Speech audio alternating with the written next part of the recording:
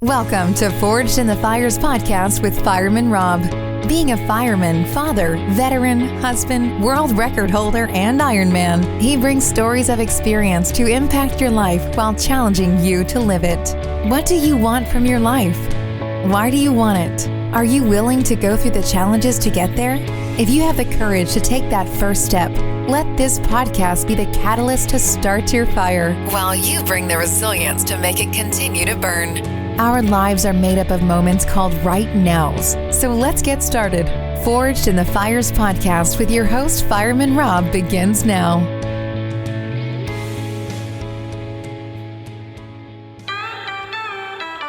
We got the same blood, the same blood. Stay by your side, it's ride or die. We've got the same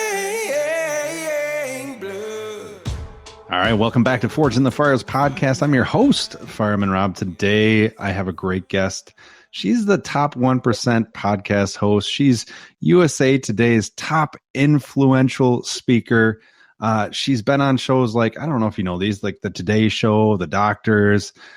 She is empowering women in the unstoppable life mindset. You know what? Let's get to this interview. Amberly Lago, thank you so much for joining me today. Well, thank you so much for having me. We made it work. We made it work. We can figure out how to do this recording. And let me tell you, I'm a little technically challenged. So just to finally meet up with you, I'm like, oh, thank you. It worked. So thank you for having me. It's all about resilience. And you truly proved to me that you have that resilience.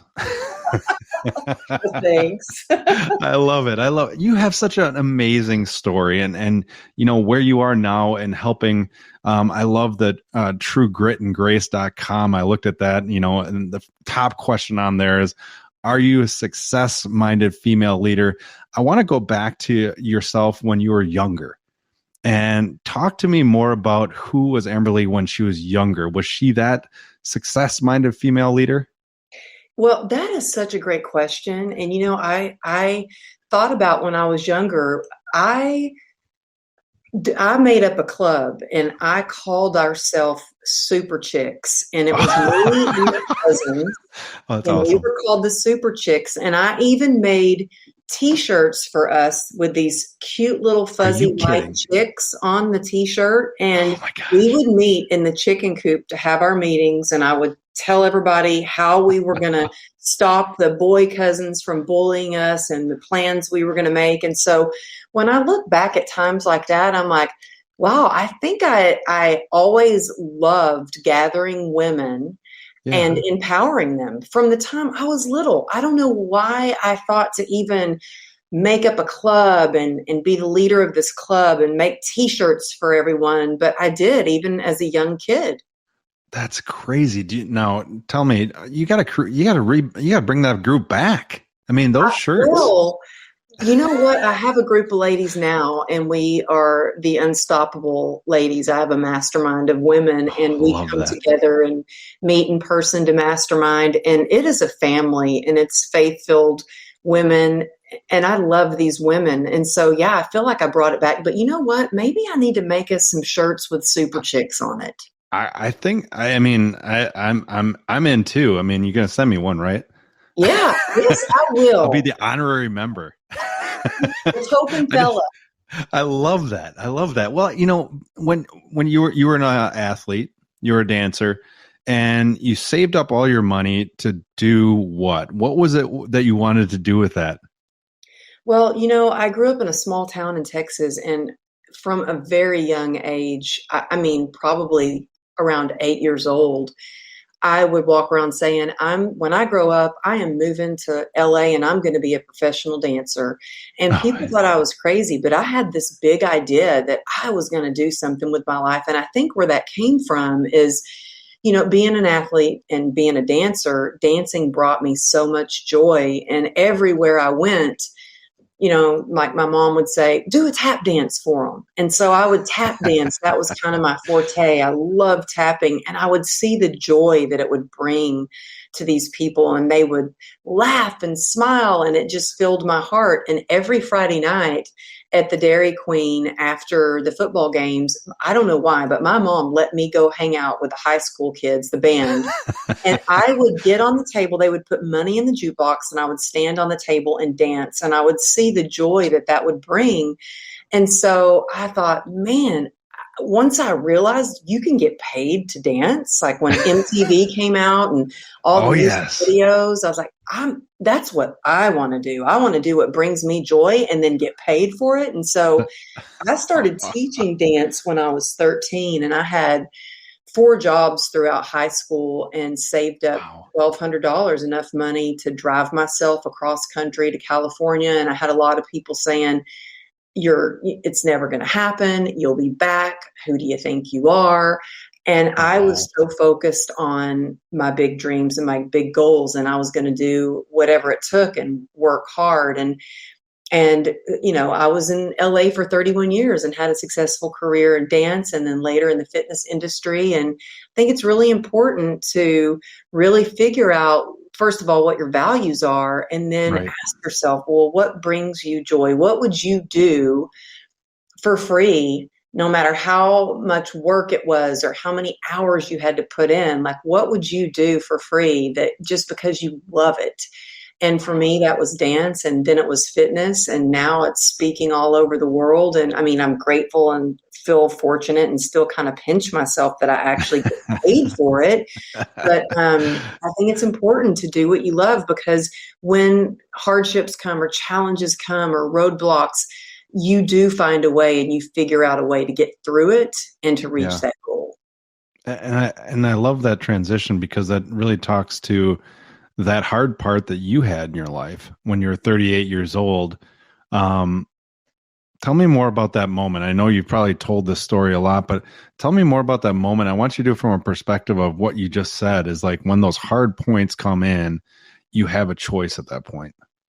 Yeah. Well, I was living a great life. I had a very successful career. I had a fitness business. I employed several other trainers, and I had a program where I would teach people how to get certified and become a trainer in the business side of becoming a personal trainer. And life was good, and everything changed in the blink of an eye. And, having my whole life being active, running track, being sponsored by Nike, dancing, running was my therapy. And that all changed when I got hit by an SUV. I was on my motorcycle coming home from work, and I got hit. I got T-boned by an SUV.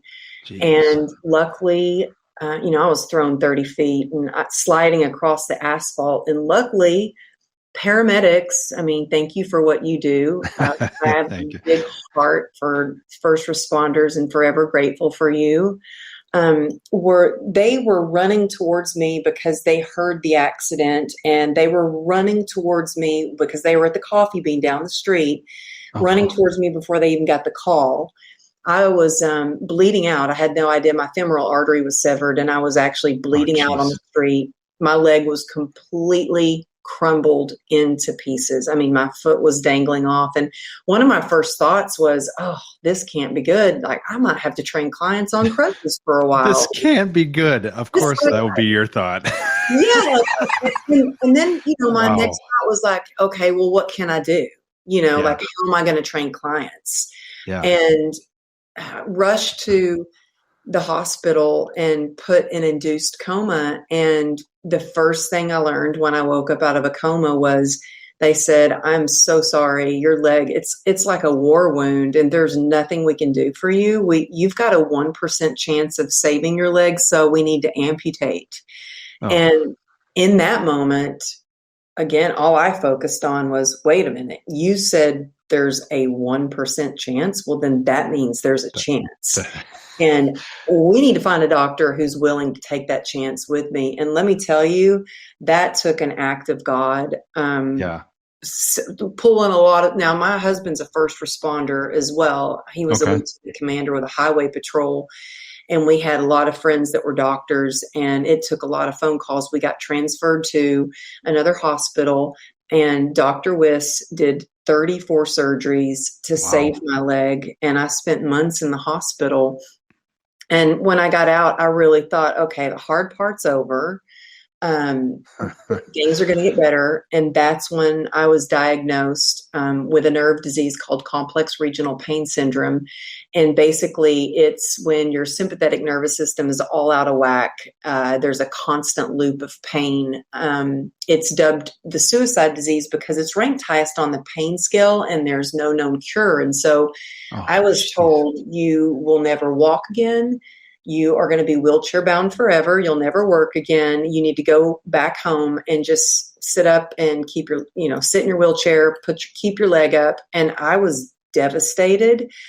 And I thought, here I was when I first woke up out of a coma. And I was one of the first things I was doing actually was calling clients, because literally saving my business was just as important as saving my limb, literally my leg. And when I was told this, I was like, you don't understand. Like, I need to work because it's my passion. It keeps me going. And I knew mentally it was what was going to pull me out of that depression. And so after having a pity party for a bit and sitting in my bed and like in so much pain and thinking, what am I going to do? And how am I going to get through this? And how am I going to work again? I heard this little voice coming from upstairs, and it was my 2-year-old daughter. And all she said was, "Mama." And in that moment, I thought, I'm asking myself the wrong questions. I need to be asking myself why. Because when you ask yourself how and what, it gets you in your head. But when you ask yourself why, it activates your heart. It activates the human spirit, and the human spirit is powerful beyond measure. And so anybody who's listening, I encourage you that when you're feeling down or you're feeling stuck, ask yourself why it is that you're doing the thing that you're doing, or why it is that you need to get up and go, or why it is that you need to try one more time, or why it is that you need to just take one more step, or reach out one more time, or make one more phone call, or return one more email. And all it takes is just one conversation, one little ounce of hope, one phone call, one relationship to keep you moving forward. And so that's what really motivated and still inspires me every day to keep moving forward, is remembering why and having that purpose and the passion to keep going. And by the grace of God, it took me 2 years, but I actually ran again on the beach. I mean, it wasn't pretty, but it worked. At least I can chase after my kids, but how do you in your mind, how do you take that 1% and turn it from a negative into a positive? I think it's so important in order to be resilient to really pay very close attention to what you're focusing on. And look, this is something I practice every single day. And from the moment I wake up, because from the moment I wake up, I have that inner critic. I've got a negative mindset that I have to switch to a positive one. And I'm not trying to say, be Pollyanna, fake positivity. Not possible, right?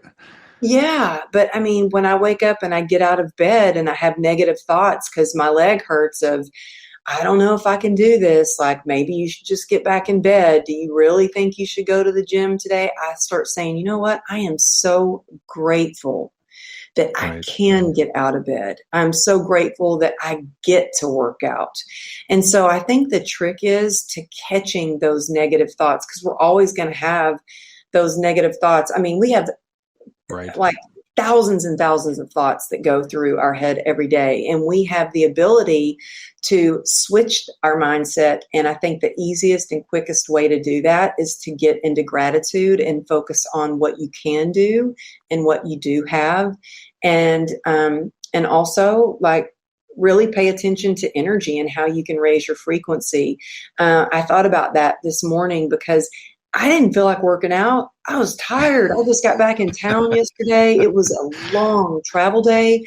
And Yeah. I didn't feel like working out. And I went to the gym anyway, because I knew that it was going to change the way that I feel mentally. And I went That's because, huge. when you move your body, it does move your mood. And I went to the gym and I put on my favorite music and I just started moving and I started feeling better. And so I think it's important when you're feeling stuck or down or anxious to take action, to change your body by movement and do whatever you can. And I've had people reach out and say, well, I can't move. I'm stuck in a hospital bed. And I'm like, well, you know what? I was moving even when I was in the hospital bed. Right. I had the doctors install a pull-up bar over me so I could work on my upper body. I had a trainer that I worked with bring me some light dumbbells. And it wasn't that I was like, oh, I want to get big buff biceps. It was that, I was like, of course I want that too. But I just wanted to feel like I was moving in the right direction. And Right. I knew that these endorphins would make me feel better mentally. And I knew that it would make me focus on what I can do instead of what I couldn't do. Like I couldn't get out of the bed. I was using a bedpan. And so I think gratitude, focusing on what you can do, and then having a purpose, like being of service. Right. And I've had people go, well, how can you be of service when you're stuck in a bed? Let me tell you, I was making phone calls to clients, giving them exercise tips, nutritional plans, setting them up with other trainers to keep their routines going as well. And when the nurses found out I was a fitness trainer, they were asking me for exercise tips. That's I'm like, awesome. Oh my gosh, they were coming in groups. And did you trade it for extra crackers and Jell-O? Oh, you know what? Actually, my room was like the party room. I had my own fridge. I couldn't imagine that. I am not kidding. They would come, the nurses, I had a chair that was right beside my bed, and the nurses would come in my room and plop down and sit, and some would cry and tell me their troubles, and I would offer advice, and sometimes they'd get in trouble because they had trackers on them and they'd be in my room for an hour. But you know what? It made me feel good that I could get out of any self-pity I had or any focus I had looking down at my leg that was held together by rods and bandaged up. I could look at them and help them, and when I could make them feel better, it made me feel better. Oh, that's huge. It's huge. I want to go back because when you're talking about taking action, I love your grandfather. You have it on your website, AmberleyLago.com. The quote that he said, you have a shovel in your hand. You can either lean on it and pray for a hole or start digging. Tell me more about that and how that correlates to who you are. Oh, well, my grandfather was the best man in my life. Such a good man, such a hard worker and heart of gold. And he always worked so hard all around, not just in his yard, but all over town, making the whole entire town. It was a town of 762 people, the population. Oh, wow. I think it's gone down since then, but he made the whole town beautiful. And, standing outside in the hot Texas sun with 100% humidity and this shovel, it said, that basically meant you could sit there and wish for things or pray for things, but faith without works is dead. You got to take action.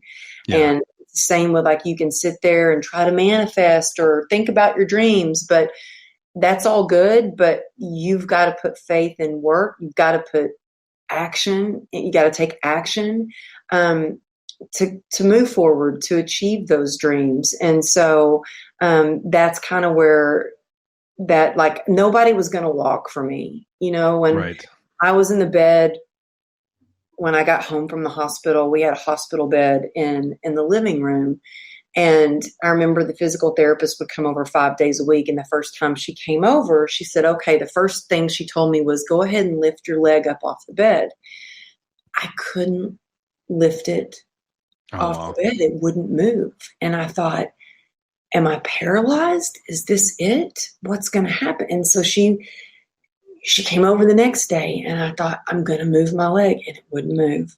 She came over the third day and I was like, I'm going to make it move. And I tried with all my might and all my will, and I could lift it up a couple of inches. And each day we did a little bit more, to where I literally learned to stand up for seconds at a time. And at first, and I was standing on one leg, but just my leg being down, the pain that it gave me was so intense that I would have to lay down and lift my leg up, hold my leg up in the sky, and I would have tears running down my face. But I knew no one was going to walk for me. I had to do it myself, and I had to be willing to do all the work to make that happen. And so every day I was like, okay, I'm going to stand up for 10 more seconds. And I would set these little goals. And I think it's so important to focus on small, achievable goals. If I would have thought about running a marathon when I was stuck in that hospital bed, I'd probably still be in the bed. I thought about, you want to know, this is kind of crazy, but one of my first goals was to be able to use the bathroom on my own. And I knew I would have to stand up and walk with crutches and be able to take the pain for about 30 seconds to get from that hospital bed to the hall room bathroom, to be able to sit on the toilet, put my leg back up on the stool that we had in the bathroom. And so when I reached that goal, I know that's probably a little too graphic, but I'm sharing. No, I like that, because it's honest. I think a lot of people see you on this pedestal of being that person that got through all of this stuff. And, a lot of times I think I love your honesty, because I think it's so powerful when somebody sees where you are now. You're in the top 1% for podcasts. You're on the Today Show. You're on all these other things. It didn't just go from getting hit by a SUV to you being on those. And I think a lot of people miss those steps that you took to be able to get to there. Well, thank you. And I'm glad you brought that up, because I think that a lot of times on social media, we post our highlight reel. I share some real stuff too, like some real challenges, to let people know that, hey, we all go through challenges. It's not like, okay, we get better and we claim our resilience and then it's easy all the way the rest of the way. Yep. I'm done. Yeah, it is a marathon.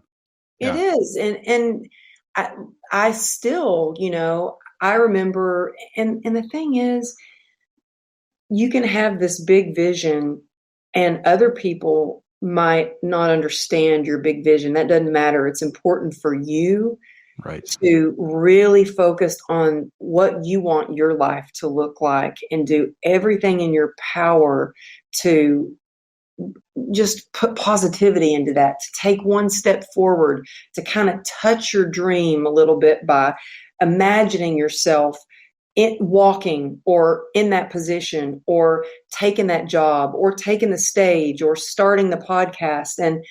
And I remember, even when starting my podcast, my big goal was, I didn't know what I was doing. 6 years ago, I didn't even own a computer. So for me to be even connecting with you like this is like a miracle. But again, I focused on my why, and my why was, I wanted so many people who felt like me. I felt like giving up at one time. I was really contemplating not living anymore.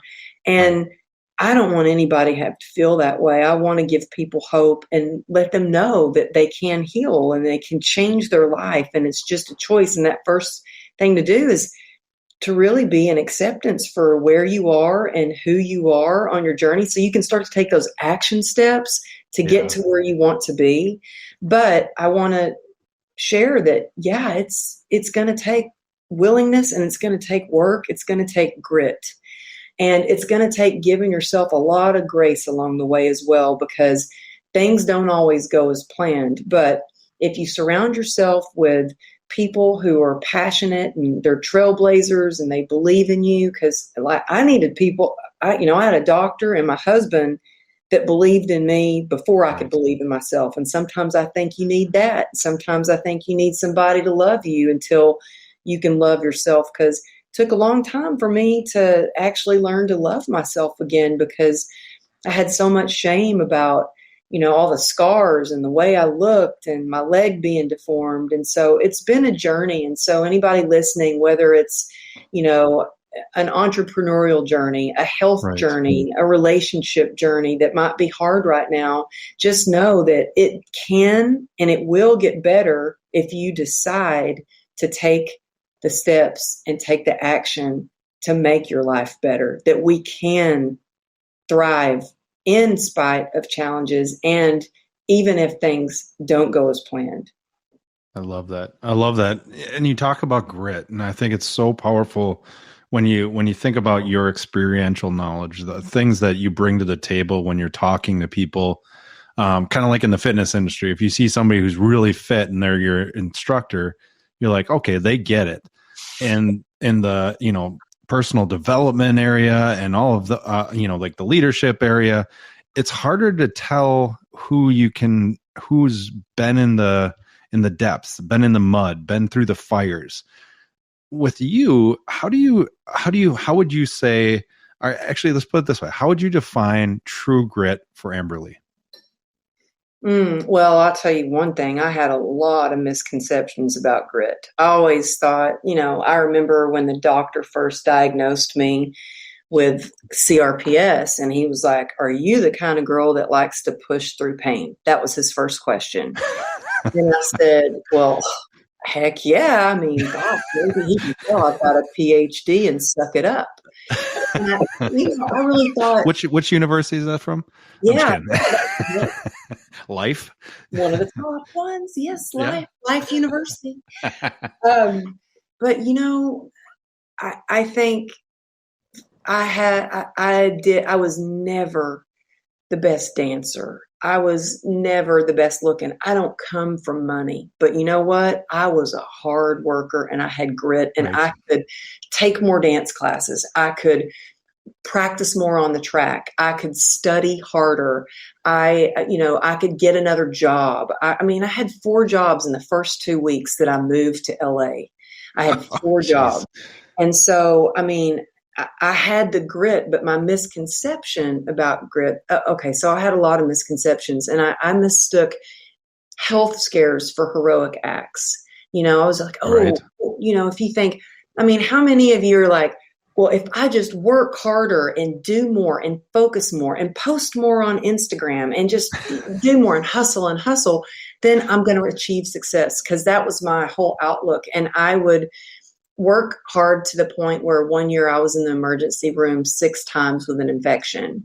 And I mistook, so many things, fear for function.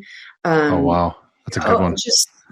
And just so many things. And it wasn't until I ended up actually in ICU. I had an infection and I went septic.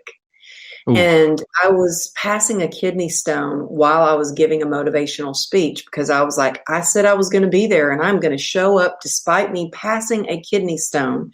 Well, that got lodged, caused an infection. I went septic and nearly died. And that's what really changed things for me.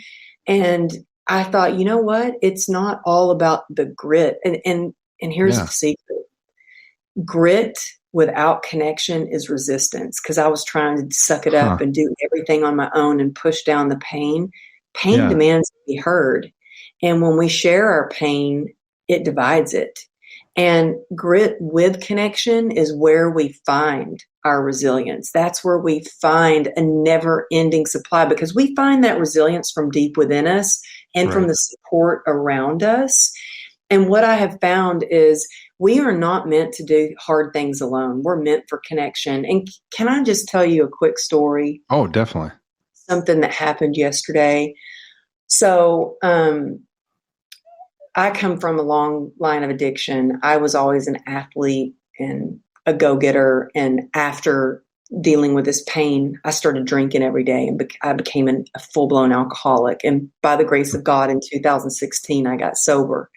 Congrats. My little brother did not get sober. Drugs and alcohol led him down a dark path. And he is in death. He's on death row in Texas. And I went to go see him yesterday. That was the long trip I took to go see my little brother.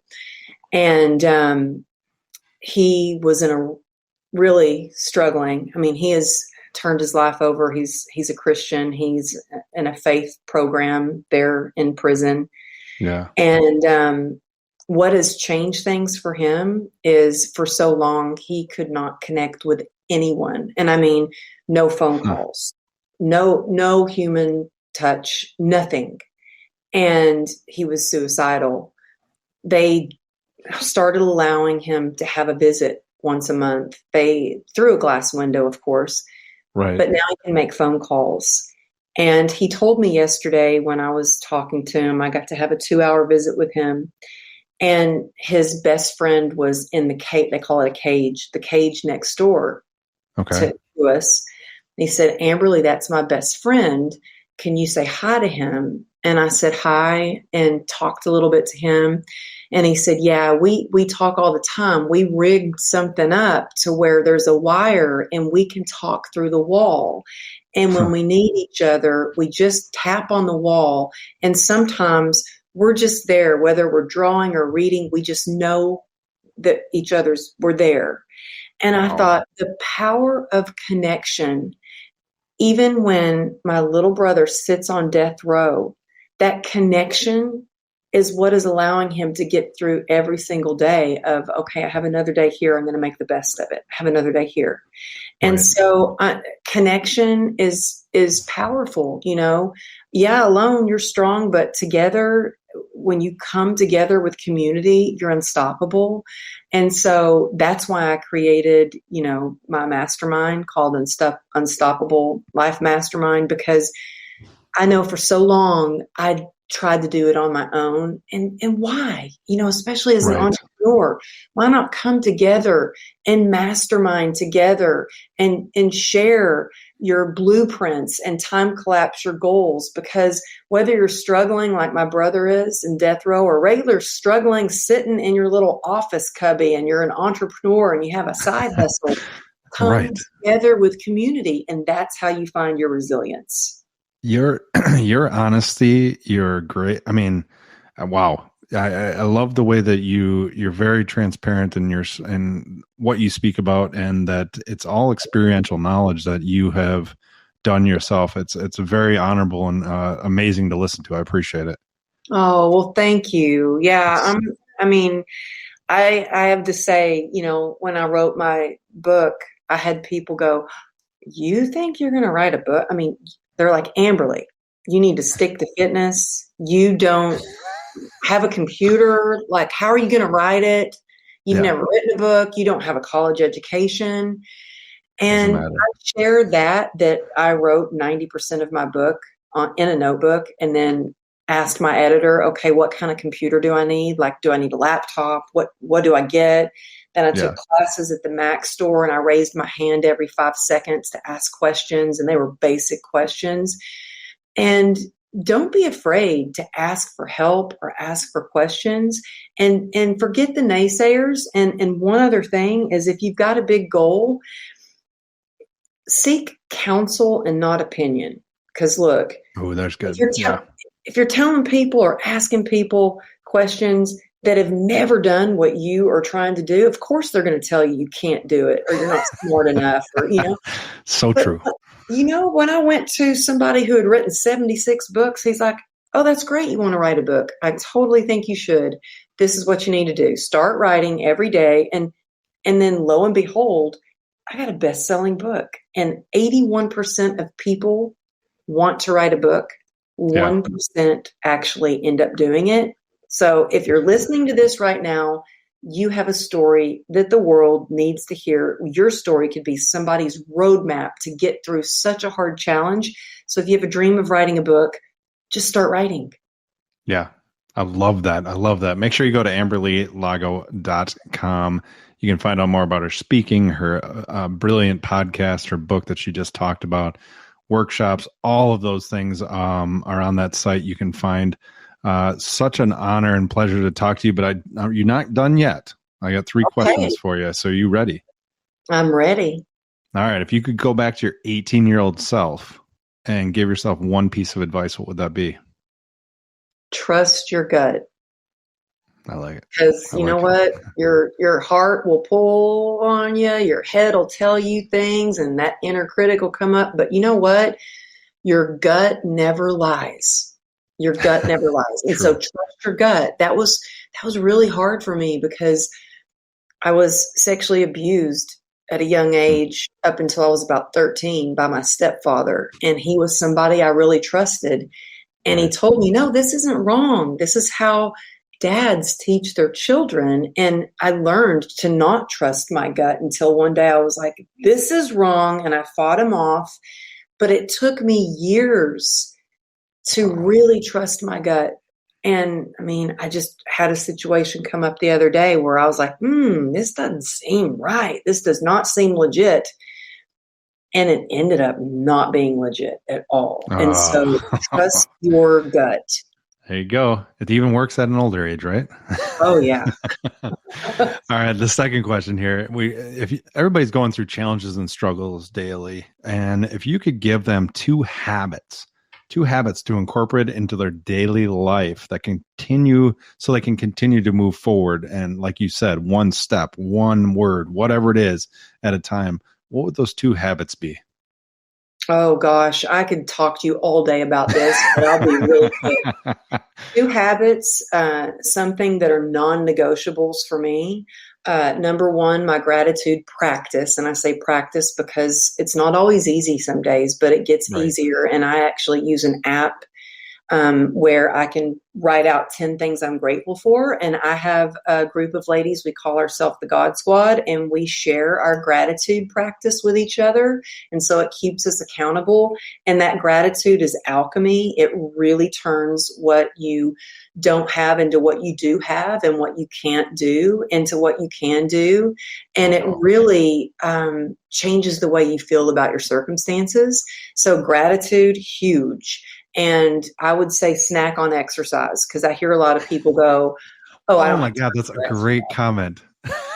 Snack on exercise. And they're like, I've got back-to-back Zooms. Well, get up in between your Zoom and go snack on some exercise, meaning go do 10 push-ups or go do 10 squats or go walk around the block really quick.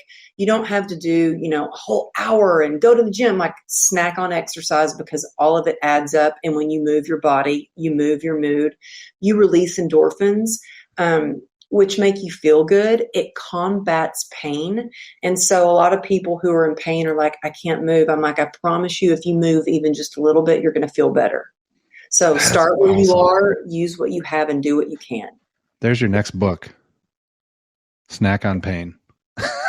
Snack on exercise. I love that. Snack. Okay. Well, that's your next book. I want you to write that. That's an awesome title. I have never even heard of that. Thank you. I'm going to write that down then. That's it. That is a yeah. So just for all the audience, that will come out next year in the spring. Snack on Exercise by Amberly Lago. No pressure. No pressure. Okay, I wrote it down. I'm not kidding. I love that. I love that because it's a different philosophy, and like you talk about your mindsets, and it's a mindset that I don't think a lot of people have. Because like you said, our goals are usually, I'm going to lose 10 pounds. I need to do this every day. But if I can snack on it, that's fine. Yeah. I can still get there. Stepping it all the way. Love that. I love that. All right. The last question for you. If you could have coffee at a firehouse table. So in other words, you can ask any questions. You can ask anything at the table. With three people that can be deceased or alive, who would those three people be? It would be Brad Pitt, because I'm obsessed. Is he just there to look at? Yeah. He's sober too, apparently. I mean, oh, really? See, now we can just have coffee. Knows that I might not be with him if Brad Pitt came around. I'm kidding. Just kidding, honey. So it'd be Brad Don't have him listen. It would be Brad Pitt. It would be Martin Luther King Jr., I'm sure. Yep. And it would be Big Granny, my Big Granny. Oh, I love that. Love that. I love that. Well, make sure you go to amberlylago.com and find out more. It has been such a pleasure to have you on today. Oh, it was so awesome talking with you, and let's stay in touch for sure. And thank you for what you do and the work that you do. And thank you so much for having me on. I appreciate it. All right, everybody. We will talk to you next time. Thanks for listening and supporting the Forged in the Fires podcast with Fireman Rob. Remember, don't forget to like and subscribe to this podcast, and please share this episode with a friend or family. To find out more about Fireman Rob or reach out about a question, go to www.firemanrob.com. Until next time, live your life forged in the fires.